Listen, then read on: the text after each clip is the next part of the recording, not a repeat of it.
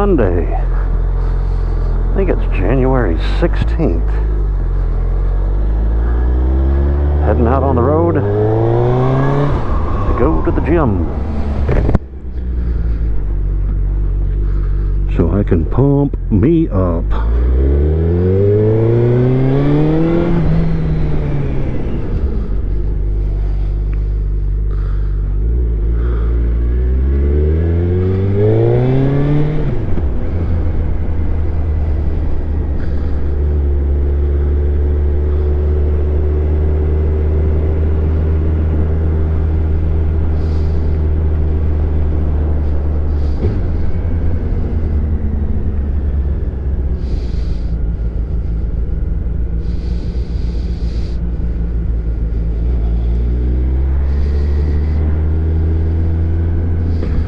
It's a beautiful day in the neighborhood.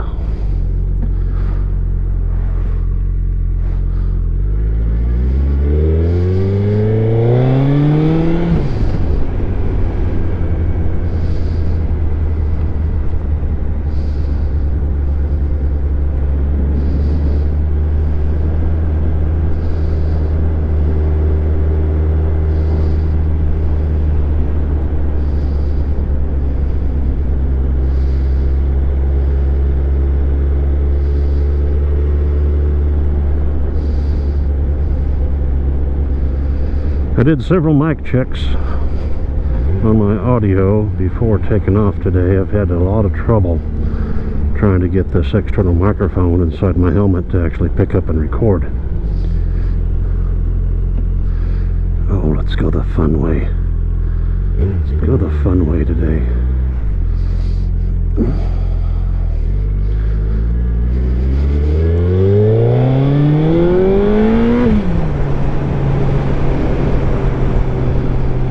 Funner already.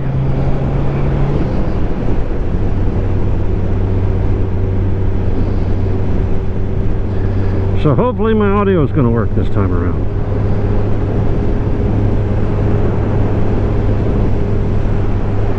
And hopefully not too much wind noise. I've got wind noise in my ears, but I've got the microphone tucked up into the pad, cheek pad, on the right side of my helmet.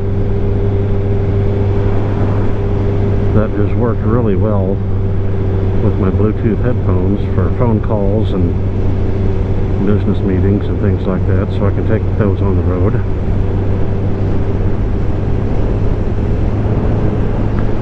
This is a 2022 Suzuki Hayabusa GSX 1300. Total displacement is 1340 cc's.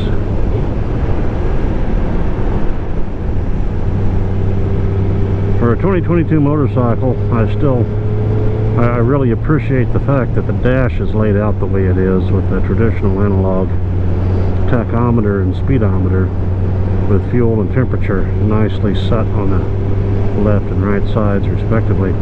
And then the center console TFT computer display was very information rich.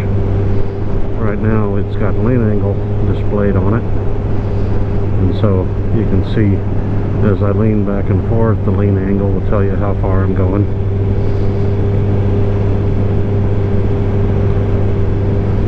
But the dashboard layout of the Hayabusa is one of the reasons that I was drawn to the bike.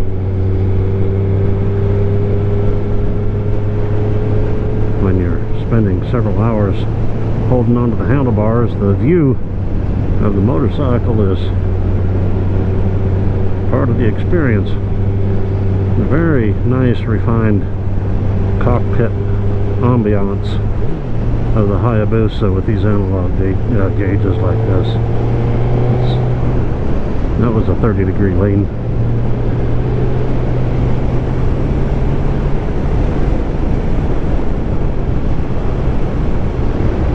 Controllability of the power is fantastic.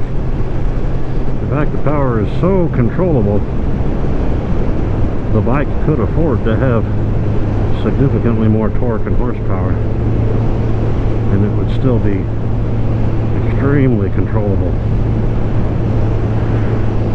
It does not surprise.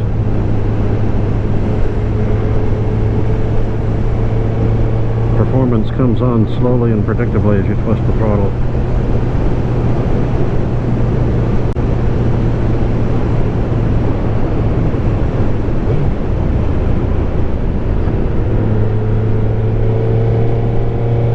And in that regard, it lacks some of the visceral brutality that you might expect from a 187 horsepower motorcycle.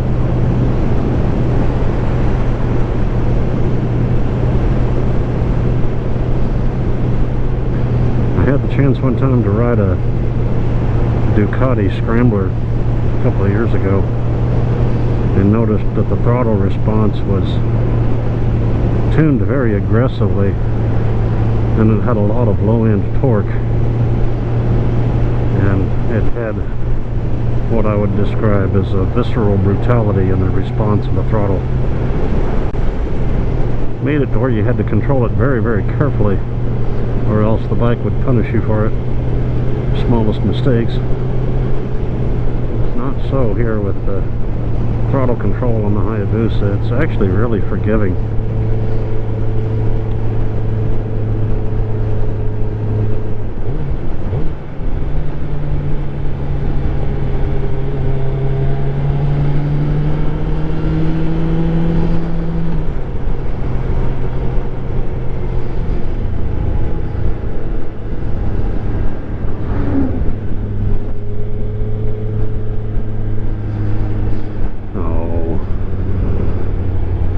The way I was gonna go. Not nearly as fun to follow somebody on a nice road, but here we go.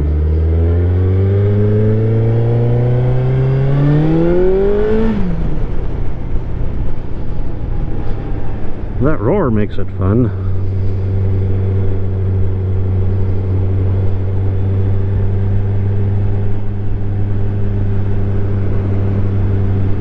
The engine's got a very high bandwidth torque curve. Just accelerates like a rocket when you can spin the RPMs up.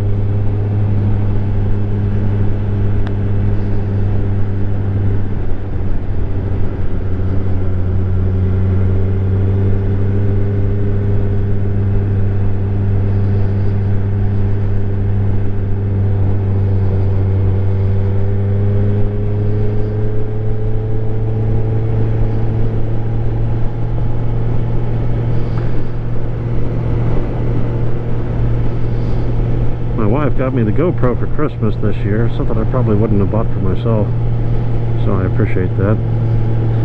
And I never thought that I would want to put the helmet or put the camera on my helmet, but so far I've enjoyed this point of view type of photography. I think I've dialed the settings in. 2.7K at 60 frames per second gives a decent video quality, image quality, and smooth frame transitions. 30 is just a little too choppy. 30 frames per second.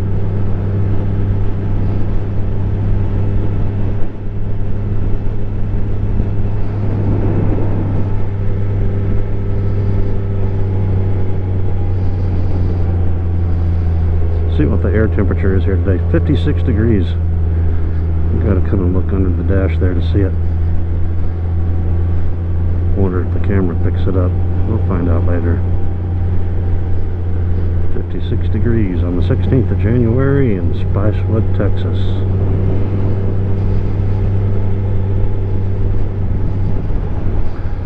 Hopefully we don't have a freeze like we had last year. Had a really bad freeze in February. It got down to record cold temperatures.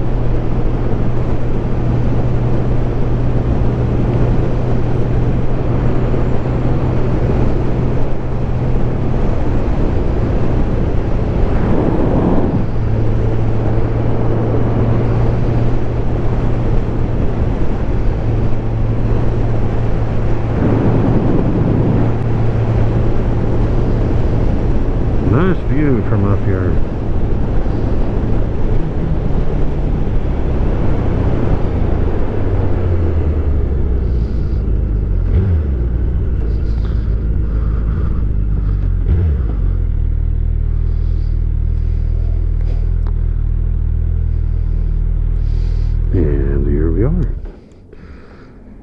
Time to go get a good workout.